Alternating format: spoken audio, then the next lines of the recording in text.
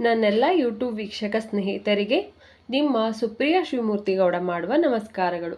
ಎಲ್ಲರೂ ಹೇಗಿದ್ದೀರಿ? ಚೆನ್ನಾಗಿದ್ದೀರಾ ಅಂತ ಭಾವಿಸ್ತಾ ರಾಮಾಯಣದ 80ನೇ ಭಾಗವನ್ನು ನಾನೀಗ ಪ್ರಾರಂಭಿಸ್ತಾ ಇದ್ದೀನಿ.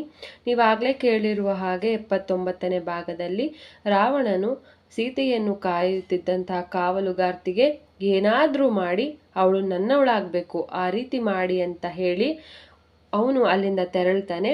ಆ ಒಂದು ಮುಂದುವರೆದ ಭಾಗ, ಆ ರಾಕ್ಷಸಿಯರೆಲ್ಲ ಸೀತಾಮಾತೆಯ ಜೊತೆ ಹೇಗೆ ನಡ್ಕೋತಾರೆ, ಏನಾಗುತ್ತೆ ಅನ್ನೋದನ್ನ ಈಗ ನಾವು ನೋಡೋಣ. ರಾಕ್ಷಸಿಯರು ಸೀತೆಯನ್ನು ಭಯಪಡಿಸಲು ಪ್ರಯತ್ನಿಸುತ್ತಿದ್ದಾಗ ಗಾಢ ನಿದ್ರೆಯಿಂದ ಒಮ್ಮೆಲೆ ಎಚ್ಚರಗೊಂಡ ತ್ರಿಜಟ ಎಂಬ ಹಿರಿಯ ರಾಕ್ಷಸಿಯು ಇತರ ರಾಕ್ಷಸಿಯರ ಬಳಿ ಬಂದು ಈ ವಿವೇಕದ ಮಾತುಗಳನ್ನಾಡತೊಡಗಿದಳು. ನೀಚರೆ, ನೀವು ಸೀತೆಗೆ ತೊಂದರೆ ಕೊಡುವ ಧೈರ್ಯವನ್ನಾದರೂ ಹೇಗೆ ಮಾಡಬಲ್ಲಿರಿ? ನೀವು ಅವಳನ್ನು ತಿನ್ನಲು ಎಂದಿಗೂ ಸಾಧ್ಯವಿಲ್ಲ. ಅದೇಕೆಂದು ನಾನು ನಿಮಗೀಗ ಹೇಳುತ್ತೇನೆ ಕೇಳಿ.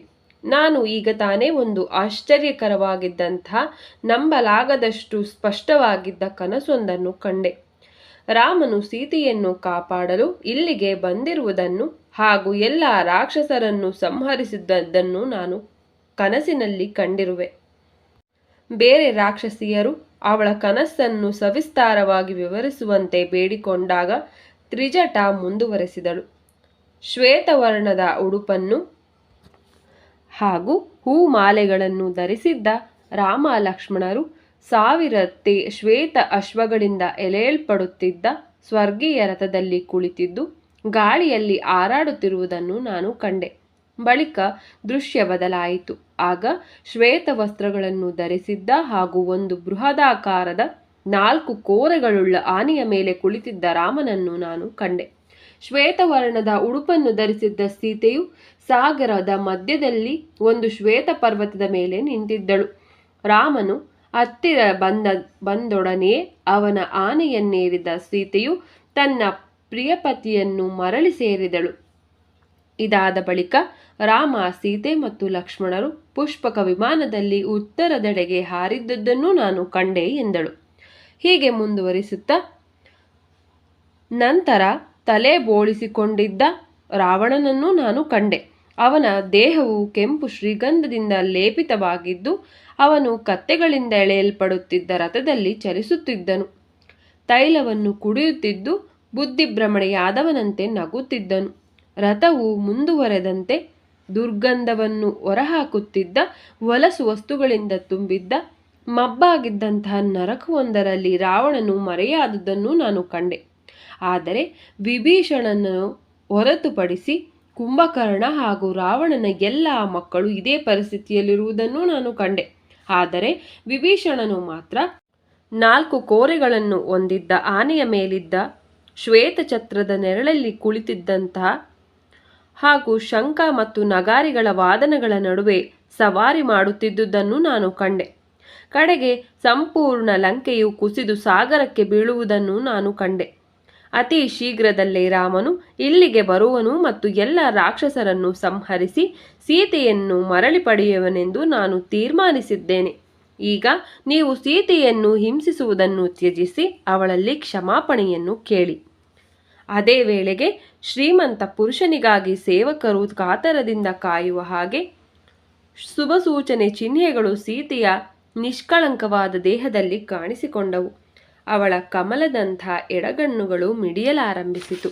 ಅವಳ ಎಡಭುಜವು ನಿಧಾನವಾಗಿ ಬಡಿಯಿತು ಮತ್ತು ಅವಳ ಸುಂದರ ಎಡತೊಡೆಯು ಸ್ವಯಂ ರಾಮನೇ ಅವಳ ಎದುರಿಗೆ ನಿಂತಿರುವ ಹಾಗೆ ಕಂಪಿಸಿತು. ಇದೆಲ್ಲವನ್ನು ಗಮನಿಸಿದ ತ್ರಿಜಟ, ಈ ಎಲ್ಲ ಶುಭ ಸೂಚಕ ಚಿಹ್ನೆಗಳಿಂದ ಸೀತೆಯು ಅತಿ ಶೀಘ್ರದಲ್ಲಿಯೇ ಯಾವುದೋ ಅತ್ಯಂತ ಶುಭಕರ ಸಂದೇಶವನ್ನು ಪಡೆಯುವಳೆಂದು ನಾನು ತಿಳಿಯಬಲ್ಲೆ ಎಂದಳು. ಇದನ್ನು ಕೇಳಿ ಹರ್ಷದಿಂದ ಹಿಗ್ಗಿದಂತಹ ಸೀತಾಮಾತೆಯು, ನೀನು ವಿವರಿಸಿದ ಎಲ್ಲವೂ ನಿಜವಾದರೆ ನಾನು ನಿನ್ನನ್ನು ನನ್ನ ಪತಿಯ ಕ್ರೋಧದಿಂದ ಸಂರಕ್ಷಿಸುವೆನು ಎಂದಳು. ಆದಾಗ್ಯೂ ತನ್ನ ಸುತ್ತಲಿದ್ದ ರಾಕ್ಷಸಿಯರನ್ನು ಕಂಡು ತನ್ನ ಎಂದಿನ ನಿರಾಶಾದಾಯಕ ಪರಿಸ್ಥಿತಿಗೆ ಜಾರಿದಂತಹ ಸೀತೆಯು, ರಾಮನು ನನ್ನನ್ನು ಕಾಪಾಡಲು ಇಲ್ಲಿಗೆ ಬರುವ ಮುನ್ನವೇ ರಾವಣನು ನನ್ನನ್ನು ಕೊಂದರೆ ಏನು ಗತಿ?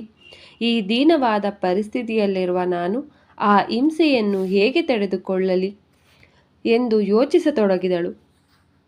ತನ್ನ ಜೀವನವನ್ನು ಕೊನೆಗೊಳಿಸಲಿಚ್ಛಿಸಿದಂತಹ ಸೀತಾಮಾತೆಯು ತನ್ನ ಕೂದಲಿಗೆ ಕಟ್ಟಿದ್ದಂಥ ದಾರವನ್ನೇ ತೆಗೆದುಕೊಂಡು ತನ್ನ ಕೊರಳಿನ ಸುತ್ತಲೂ ಬಿಗಿಯಾಗಿ ಗಂಟು ಹಾಕಿದಳು ಮತ್ತು ಅದರ ಇನ್ನೊಂದು ತುದಿಯನ್ನು ಅಶೋಕ ವೃಕ್ಷದ ಕೊಂಬೆಗೆ ಕಟ್ಟಲಾರಂಭಿಸಿದಳು. ಆಗ ಹಲವಾರು ಶುಭಸೂಚಕ ಚಿಹ್ನೆಗಳನ್ನು ಮತ್ತೆ ಅನುಭವಿಸಲಾರಂಭಿಸಿದ ಅವಳು ಪುನಃ ಪ್ರಸನ್ನಚಿತ್ತಳಾದಳು. ಇದೆಲ್ಲ ನಡೆಯುತ್ತಿದ್ದಾಗ ಸೀತೆ ಹಾಗೂ ಆ ರಾಕ್ಷಸಿಯರ ಮಾತುಗಳನ್ನು ಕೇಳುತ್ತಾ ಅಡಗಿ ಕುಳಿತಿದ್ದಂತಹ ಹನುಮಂತನು ಪರಿಸ್ಥಿತಿಯನ್ನು ಹೀಗೆ ಪರಿಗಣಿಸಲಾರಂಭಿಸಿದನು. ಸೀತೆಯ ತೀವ್ರವಾದ ವೇದನೆಯು ಅವಳ ಬುದ್ಧಿಯನ್ನು ಆವರಿಸಿರುವುದರಿಂದ ನಾನು ಅವಳನ್ನು ಸಮಾಧಾನಗೊಳಿಸಲು ಹೋಗಬೇಕು. ರಾಮನ ಬಳಿ ಮರಳಿ ಹೋಗುವ ಮುನ್ನ ನಾನು ಅವಳ ಹೆದರಿಕೆಯನ್ನು ಹೇಗಾದರೂ ಮಾಡಿ ಹೋಗಲಾಡಿಸಿ ಅವಳಿಗೆ ಭರವಸೆಯನ್ನು ನೀಡಬೇಕು. ನಿಜವಾಗಿ ನಿರಾಶಳಾಗಿರುವಂತಹ ಅವಳು ತನ್ನ ಪ್ರಾಣವನ್ನು ಯಾವ ಕ್ಷಣದಲ್ಲಾದರೂ ತ್ಯಜಿಸಬಹುದು. ಆದರೂ ಈ ಎಲ್ಲ ರಾಕ್ಷಸಿಯರ ನಡುವೆ ಇರುವ ಅವಳೊಡನೆ ನಾನು ಮಾತನಾಡುವುದಾದರೂ ಹೇಗೆ ಎಂದು ಯೋಚಿಸತೊಡಗಿದರು. ಅಡ್ಡಿಯಿಲ್ಲ, ನಾನು ಹೇಗಾದರೂ ಇದನ್ನು ಸಾಧಿಸಲೇಬೇಕು.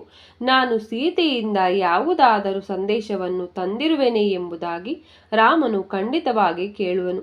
ಆಗ ನಾನು ಯಾವ ಸಂದೇಶವೂ ಇಲ್ಲ ಎಂದು ಉತ್ತರಿಸಿದರೆ ಅವರು ನನ್ನ ಮೇಲೆ ಕೋಪಗೊಳ್ಳುವರು. ಆದ್ದರಿಂದ ನನ್ನ ಪ್ರಕಾರ ಸೀತೆ ಮತ್ತು ರಾಮರಿಬ್ಬರನ್ನು ಪರಸ್ಪರ ಸಮಾಚಾರಗಳಿಂದ ಸಮಾಧಾನಗೊಳಿಸಬೇಕು ಎಂದು ಮನಸ್ಸಿನಲ್ಲೇ ತೀರ್ಮಾನ ತೆಗೆದುಕೊಂಡರು. ಸ್ನೇಹಿತರೆ, ರಾಮಾಯಣದ 80ನೇ ಭಾಗವನ್ನು ನಾನಿಲ್ಲಿಗೆ ಮುಕ್ತಾಯಗೊಳಿಸ್ತಿದ್ದೀನಿ. ನಾಳಿನ ಸಂಚಿಕೆಯಲ್ಲಿ ಭೇಟಿಯಾಗೋಣ. ನಿಮ್ಮೆಲ್ಲರಿಗೂ ನನ್ನ ನಮಸ್ಕಾರಗಳು. ಹರ ಹರ ಮಹಾದೇವ್. ಜೈ ಶ್ರೀರಾಮ್.